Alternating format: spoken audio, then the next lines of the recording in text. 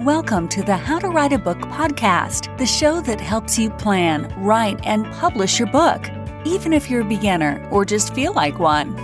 Now, for your host, she's written over a dozen books and helps others bring their books to life. Here she is, Maciel. Okay, welcome to the How to Write a Book podcast. Woo! Welcome. Yes, my friends, I am super excited to have my dear friend and fellow writer, Anna Barr, who is the host of the Awkwardly Anna podcast. As I said, she's a fellow writer, mompreneur, and just overall positive ball of sunshine. Seriously, just love that you've entered my life. Ever since we first met, I was like, yes, this person. I need this person. Your positivity and your joy is amazing. And listen to your podcast is awesome. And I want to thank you, Anna, for reaching out to me so that we could be together on the podcast. So welcome aboard. Hey, thank you. I'm so happy to be here. Yes, thank you. Now, I've only done a little bit of an introduction, but Anna, I know that my listeners will want to know more about you. Can you tell us a little bit about you?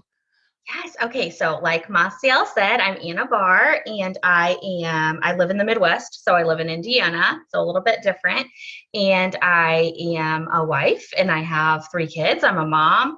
I actually ended up staying home and homeschooling my kids. I'm a former teacher and my life has just kind of taken all these twists and turns. And I have been working online actually pre-pandemic for quite a few years. And I have taught English online and just kind of done all these fun little adventures and gotten more and more into the online space. And then in this past year, started a podcast and I'm doing that and a website with coaching. And I'm just kind of taking on new adventures every few months, I think. I love that. Oh my gosh. Yeah, your journey, it really is inspiring, because you have a lot of juggling balls and you're still just confidently moving forward. Yeah, it's so funny because there was literally a time that my husband and I talk about a lot where I remember crying because I couldn't figure out how to open my email. Like, kid you not, I was like, what have I become? I can't even open my email. Like, I felt like I had gotten so deep into momming and losing myself a little bit. Not in a healthy delve deep into momming. It was an unhealthy way. And it's so funny that now it's like, okay, I work online and have worked online. And it's so fun to kind of see just such a simple example of how my journey has changed. It's really, really fun to look back on. Yeah, that is amazing. I mean, and especially we all kind of hit those places where you're like, oh gosh, here's the mirror. Here I am. Right? Yes, exactly. Yeah, but you overcame that. You did it and you're moving forward. And I love that. Now, before we dive into your book journey, your book message, and also a couple other things that you do online, I love that. I love how you're helping people. We were talking about the weather before. Do you want to tell us how the weather is over there? So I led with telling you, Maciel, that you wouldn't understand this since you're a California girl, that in Indiana, it is, I'm going to mess it up now. It's April right now. It's the beginning of April. Yes. And coming out of winter for us is the first few days of that warm weather and that sunshine. It's literally coming out of our recluse holes that we've been all bundled up with our blankets and our fireplaces on. And you go and you wear your first short sleeve shirt. You might venture into wearing shorts and you feel completely naked, totally ghostly. You're I don't know if I should be outside. It's just this feeling of just literally the sun hitting you and you're alive again. And then now it's been a week and people are out riding their bikes and skateboarding and skating and everyone's on the trails. And it's just you're literally alive again. We bloom in the spring, how all the flowers do. It's us as humans. We're hello, welcome world. I love that. No, and you're totally right. I think it dropped during the winter. It was maybe 50 something. And we were oh my gosh, it's so cold. I was just can't handle this. And I remember we were talking during the winter and you said that you guys you have snow days, but not like other states. You guys are just trucking it. You're had 6 feet of snow or something. Yeah. I mean, you just you go to school. It's I think that there might be an occasional ice storm where truly it's tires are freezing and sliding on the road. Like you can't, we might get like a 2-hour delay, they call them, where you start 2 hours later and the whole day is like a wash and it's fun. But yeah, we don't really have I think I remember getting 1 or 2 snow days in my life where actually you got to stay home because of snow. Oh my gosh. And then you said, I think you said, was it this winter where like you opened the door and it was like 6 feet above or something? It was, I'm trying to think, we got a few feet. We got like 4 or 5 feet at one point, but our drifts, our snow drifts. Yes. So I don't know. So the wind will blow really extremely and you get snow drifts. So it's like a wave in the ocean, but of snow. So it's like, you know how it does that? But it's snow sorry, we have video. So I'm like gesturing to Maciel here. So yeah. The podcast waves. But so it makes these huge waves and it will go like up your door, up your windows. And they were just huge. Like the kids opened the door and all the snow fell. It makes like a wall and then the snow fell into the kitchen and they were like, yes, this is amazing. Oh my gosh. I love that. That is so cool. And actually, I know I'm going to sound so like a naive, but like I did not know that was a thing, like a snowdrift. You know what? I heard the word before, but I'm like, oh. Well, if you haven't experienced it, it's one of those things. Oh my gosh, that is awesome. Okay, yeah. Well, that's really cool, especially because I always love to hear how the world is different, the weather is different in different places. Yeah. Yeah. I love that. Oh, thank you. And I think that's something that a lot of people don't realize that live in the United States, how huge the United States is. Yes. How it's not like us going from state to state is like going from country to country in Europe. And so it's funny to how drastically different we could be. And we live in the same country and it's still like it's worlds apart as far as weather. And I think that's so cool. Yeah, it's so true. I remember my dad was like super into the South Korean movies. And I don't know why, but we were like, let's look it up, right? And so we looked up the size of South Korea and it's 1/3 of California.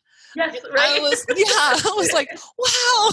Oh my word, that really changes things. It puts things into perspective for sure. It does. And I was thinking like, wow, I really need to learn some geography, Right? There you go. So true. Yeah, like hobby. Huh? Pick up a hobby. There you go. I know, right? I gotta go back to those maps and those like state, right? When we were like at elementary school and they would have you memorize all the states and stuff. Right. Oh, my husband has a song. He could teach you. Call him up. He's got a song. I love that. I'm gonna need it because I don't know the East Coast at all. So there you go. Yeah. Well, that was awesome. So, for the listeners out there, Anna is also a writing client of mine. She's inside the coaching program.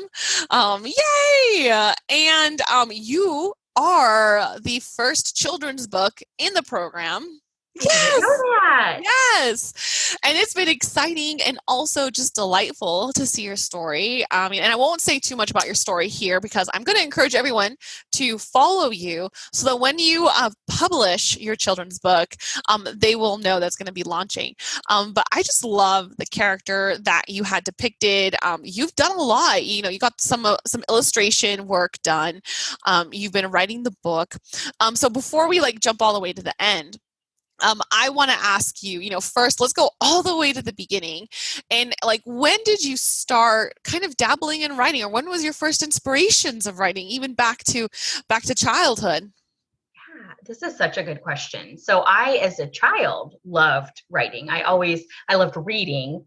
And then I loved writing. I wrote stories. I wrote poems. I loved writing. And then it got to where I got a little bit older. And when you start realizing what you're not good at, if someone has told you that, or you're just internalizing things that way. But it was I don't remember the exact moment, but I just remembered getting that overwhelming feeling of I'm not a writer. I don't write. I don't it was there are writers and they are fancy and you are not them. And no one told me that. No one sat me down and crushed my soul. This was all just me being writers are fancy. So I hadn't thought about it again. I had tried journaling in college, in high school, and would do one day and that was it. And then maybe a month later I'd pick up another day and that was it. And then I'd stop for the rest of the year. But literally that was my writing. I wrote papers for school, for college and stuff. And if I didn't have to do it, I wasn't going to do it. So I totally lost sight of that, like writing for enjoyment or writing to tell a story. I then had just this journey of where I became, you write for assignments, you write because you have to, you write to be graded, not get a story out. So it was really interesting when you brought up to me that you were doing your coaching. I was like, okay, I know that you're great at things, and especially great at teaching, getting people to write and at writing.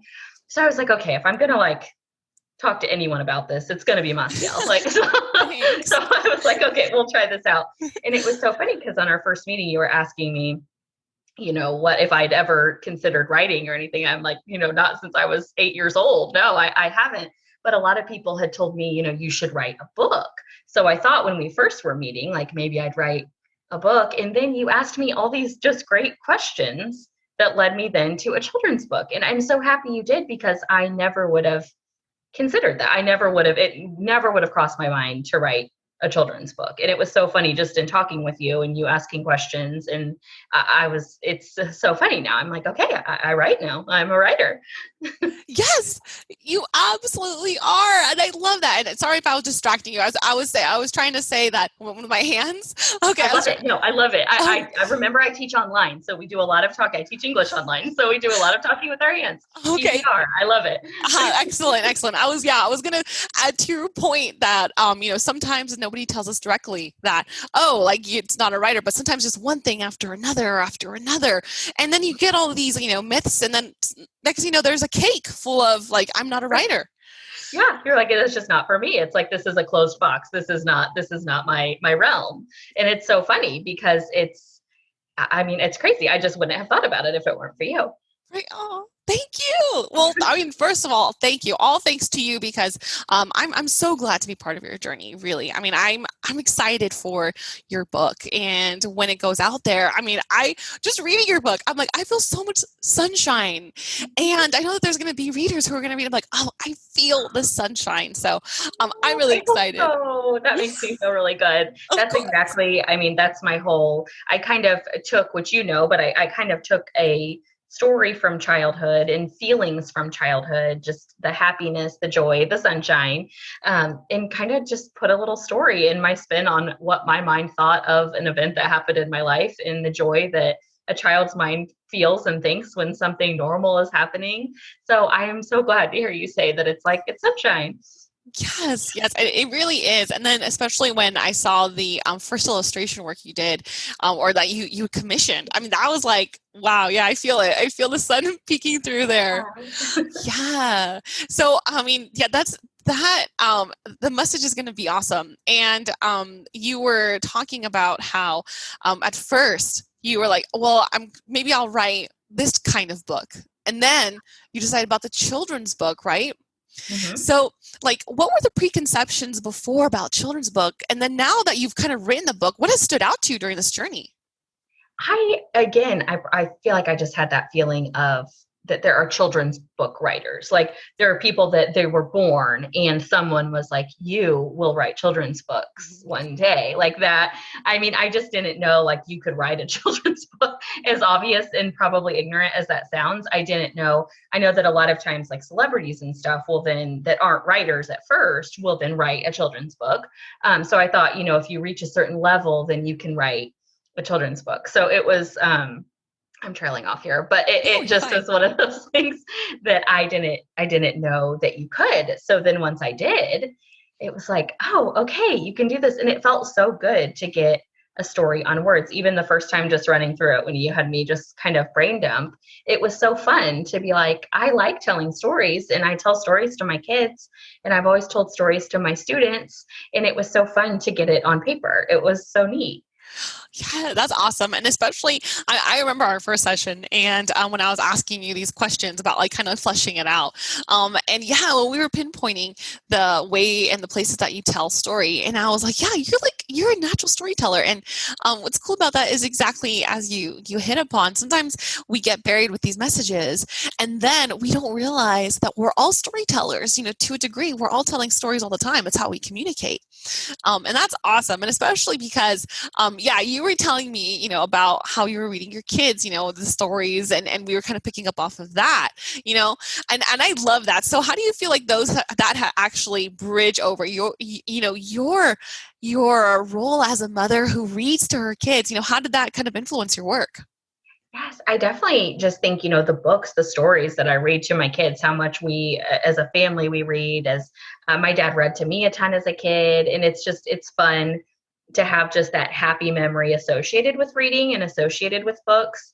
And then because a lot of the questions you asked me, to start really realizing what I enjoy about stories and just the aspects of different stories that I enjoy and how that played so naturally into my storytelling. It was really cool to be like, okay, well, this is how I just tell a story. And I do see this aspect of it, like the certain humor things with parents or something. I see that in this story that I read my son and this story that I read my daughter. And it was just super cool. Yeah, and it really is, especially because when we were talking, like, you just naturally were just like, here's the story, like it just like gushed out of you. And it was really cool. I was listening to it. And I'm like, oh, I can't wait to be part of this. Yeah. So, for our listeners, do you want to tell them a little bit about what your story is about? Yeah. Okay. So my story is about a little girl without a name yet, but that she just goes on this adventure in her backyard to grow sunflowers. And to her, it's her farm. It's her garden turned farm, turned adventure, turned hard work, perseverance. And it's just her journey and how she sees this little adventure in her own backyard. Yeah. And it was cool about that is that we've talked about this in our meetings, but how kids see things differently. And you describe the ginormous, sunflowers and, all these obstacles that she has to go through. And I think that's really important because you picked up on that when you were doing your research, because we did some research on those children's books, right? Yeah. And that was really cool because you kind of got a chance to also see the commonalities and then what was drawing you to it. And just like you said, what kind of sparks your joy when you're reading those books. And when you put that inside your own book, when we were reading it, I was like, yeah, I could see Anna, in this book. And it was so cool and really captivating and also really a really empowering message. So, I think all the readers are going to say, thank you. Thank you for showing up, because that is part of the work. Right? Showing up. Thank you. Yeah. So, we're celebrating that, but let's also talk about what was the hard parts? What was kind of unexpected? Yes, I honestly would say the hardest part was once I decided that I really loved this book.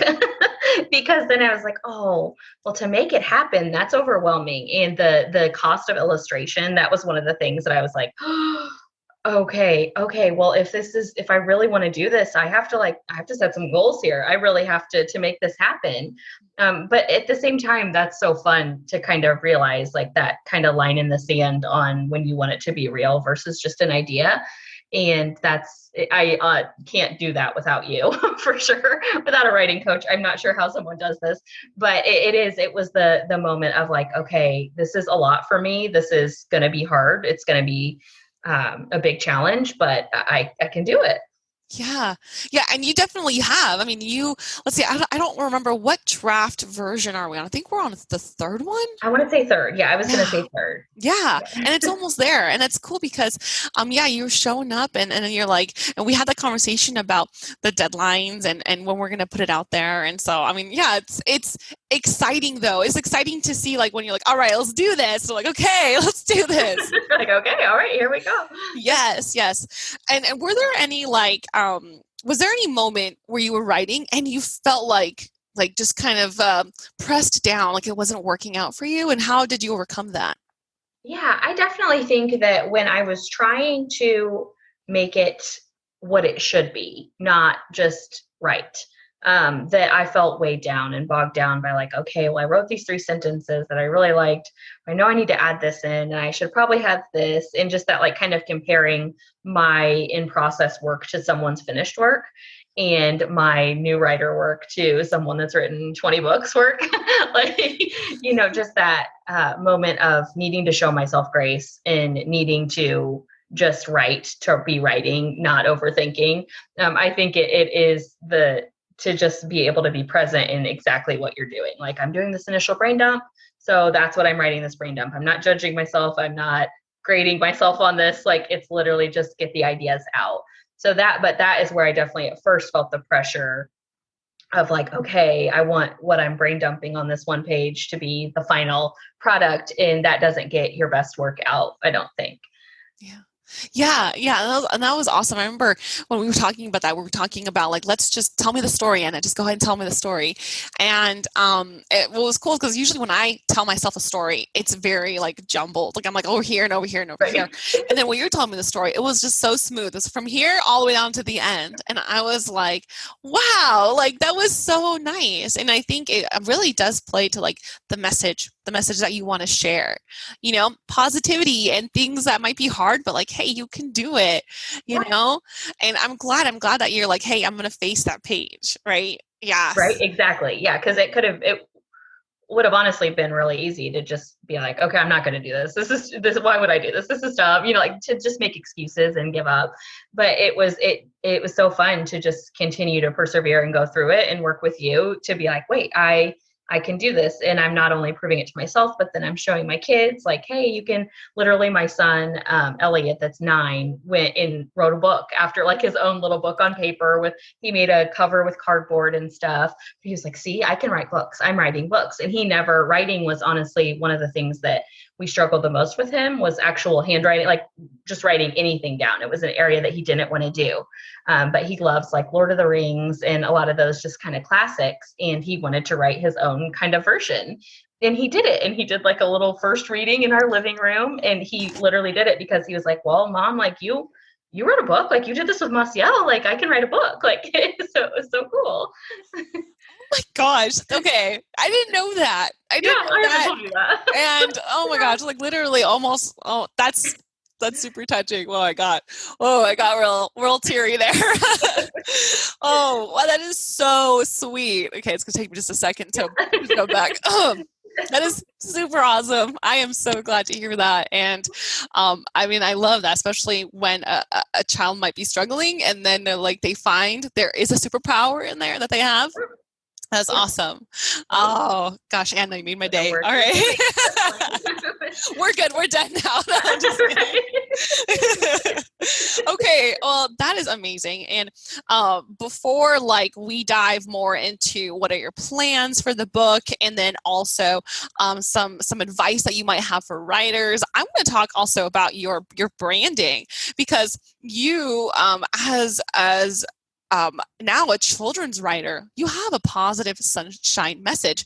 And that is something that's so consistent with you because of your podcast and what you do, so I want readers to know and listeners to know, what do you do, your podcast and as a coach, please share with us.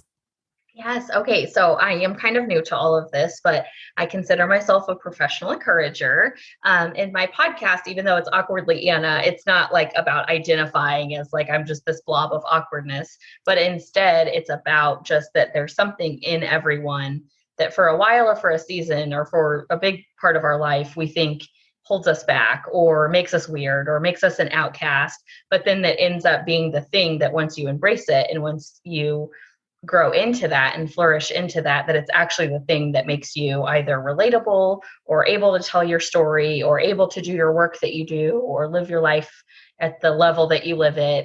It ends up being just kind of the greatest part of who you are and just encouraging other people to grow into that and live that.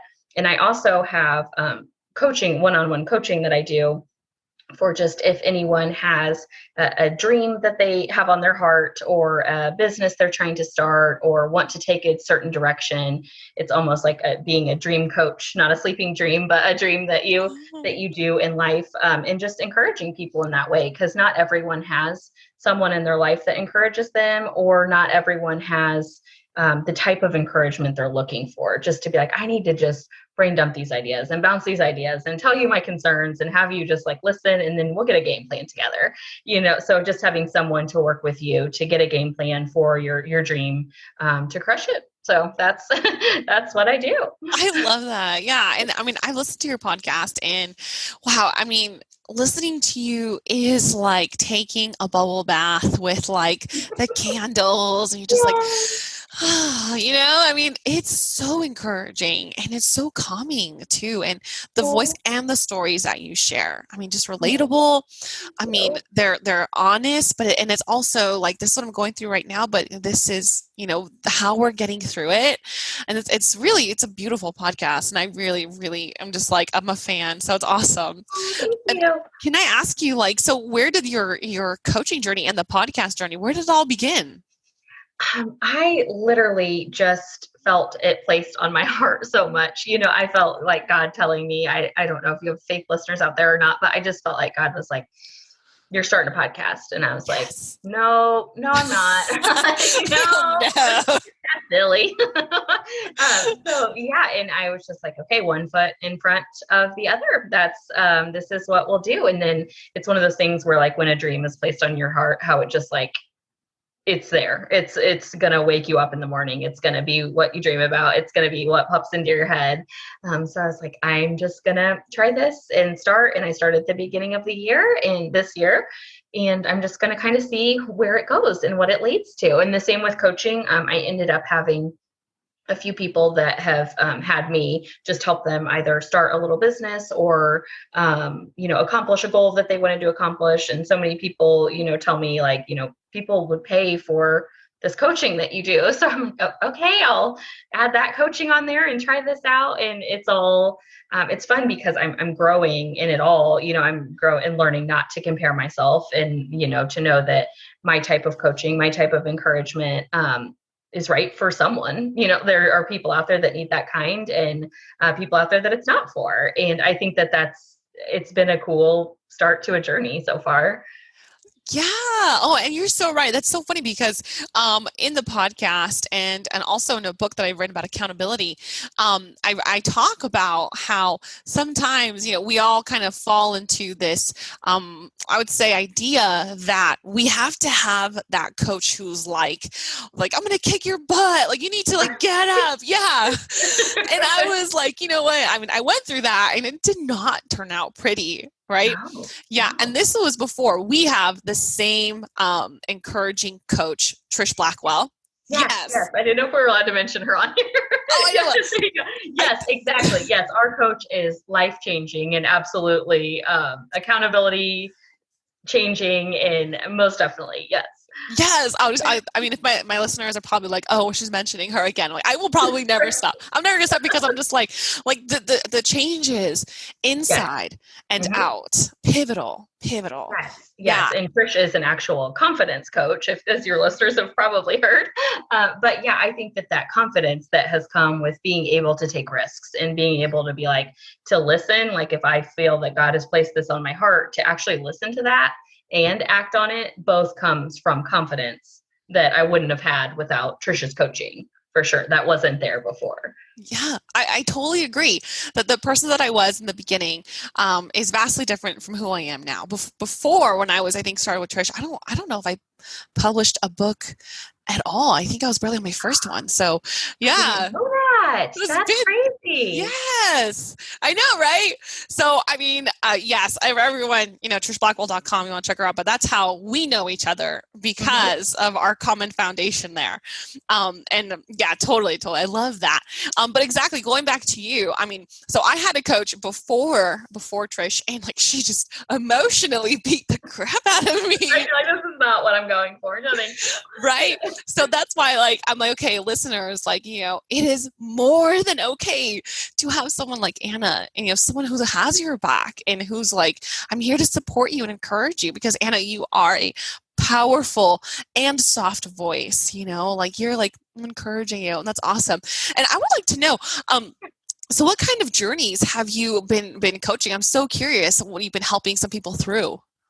Yeah. So one of the people I just encouraged her along her journey of starting her own soap making business. Oh, She from goat's milk that she has goats on her little homestead, and just starting that journey and just giving that boost of like, you've had this on your heart and you're kind of bought the things to do it and have researched doing it but haven't done it yet, and just getting to where she realized she can do it, and she's selling soap now. She's making it, she's labeling it, she's selling it.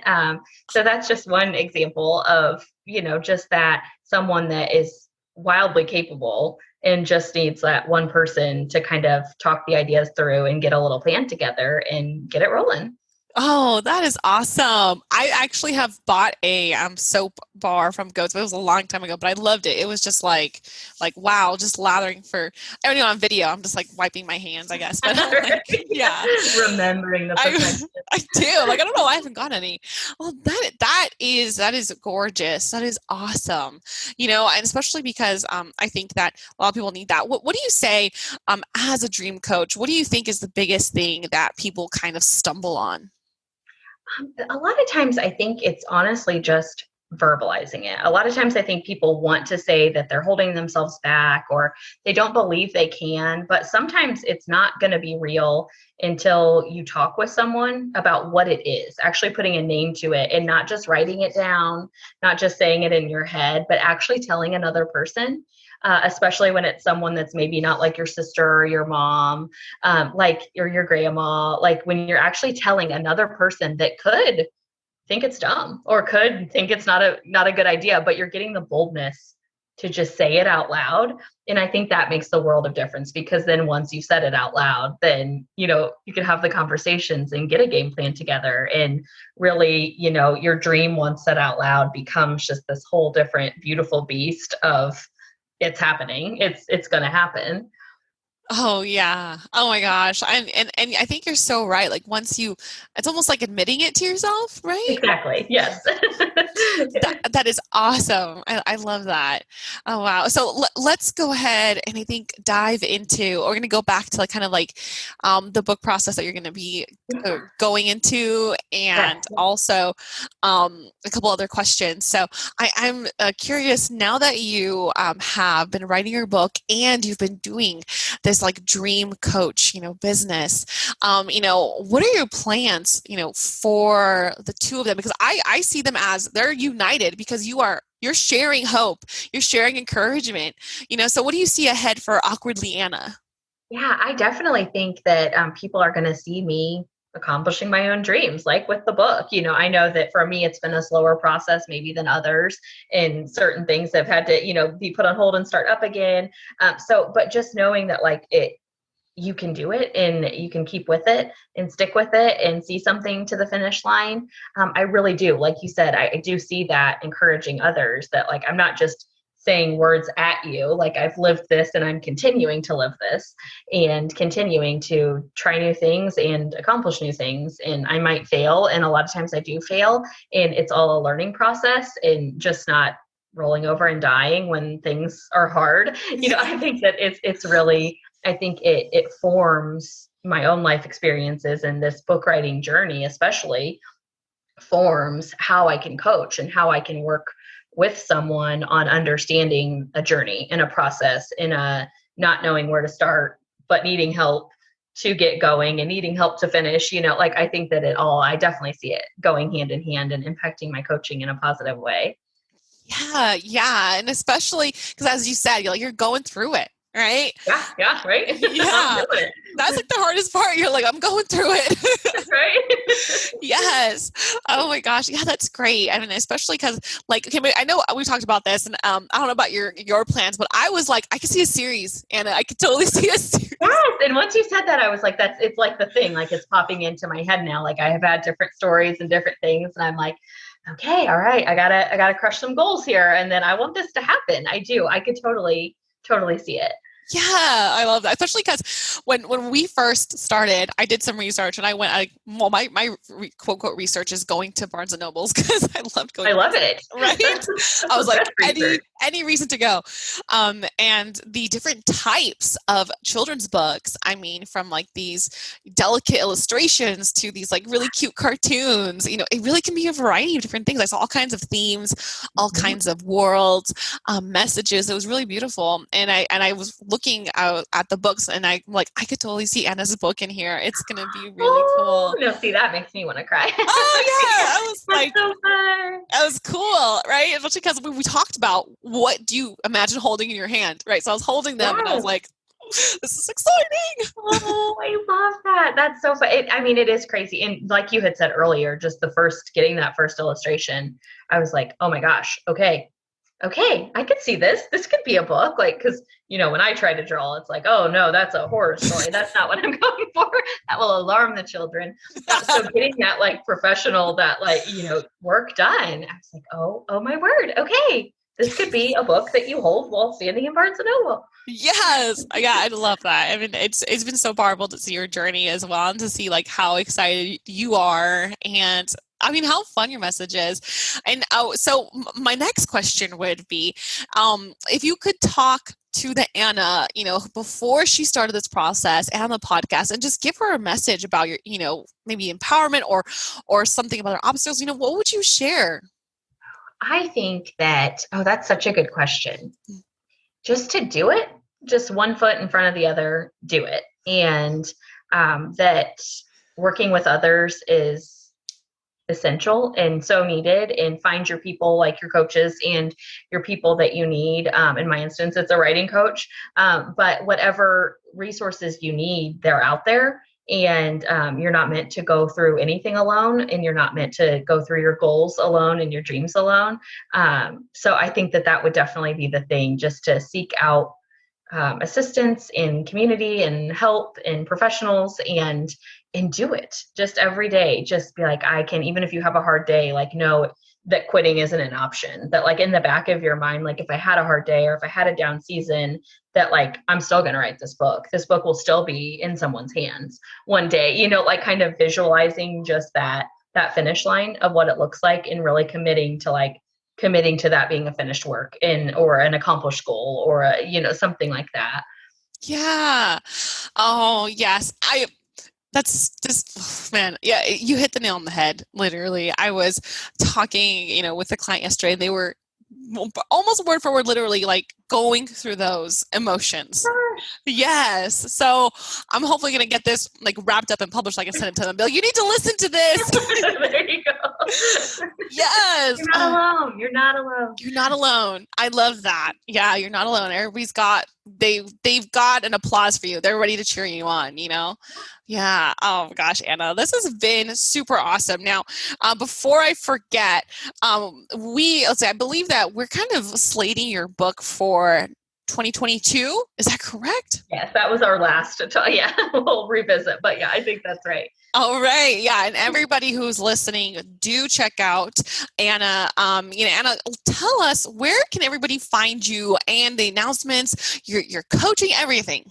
Yes. Okay. So most of my information, and then my coaching and getting on my email list and stuff, is at awkwardlyanna.com. And you can, be sure you're spelling awkwardly correct. That's a tough one for sure. And then on, Instagram, I'm awkwardly Anna underscore. Yes. With just a little underscore symbol, because the awkwardly Anna was taken. But and then on Facebook, I'm awkwardly Anna. You can find me all kinds of places. Oh, it's going to be exciting. So, everyone, if you're listening to this, follow Anna, go onto her website. And then I'm pretty sure that as we continue with your book, you're going to be posting updates and all that good stuff. Yeah. It's going to be exciting. I'm so excited. I can't wait to when, COVID is kind of like over. I don't know if it'll ever be over, but right. But life a bit more. Exactly. When I can get a signed copy, I'm excited. Okay. So you got to start practicing your signature now. Oh, I've never done that. That's so exciting. I used to write on things all the time when I was a kid. I would get in trouble for writing my name on everything. So now I can be like, Mom, I was practicing. There's a reason for this. Yeah, I was envisioning it. It was all good. Yeah. There you go. Yes. Okay, everybody. So that's awkwardlyanna.com, and on Instagram at awkwardlyanna_. You got it. Okay. Perfect. Cool. All right. Is there anything else that you wanted to share with our listeners before we head off here? That everyone should use you as a writing coach and that they won't regret it. And if they have even the slightest little idea and they're popping into their brain or their heart about a story they'd like to tell, that you'll get it. You'll get it out of them, and you'll get them the right inspiration to make it happen. So I would definitely utilize your services.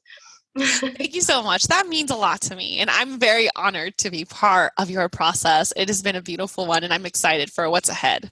So thank you. Yeah, so I'm going to go ahead and we're going to say, bye.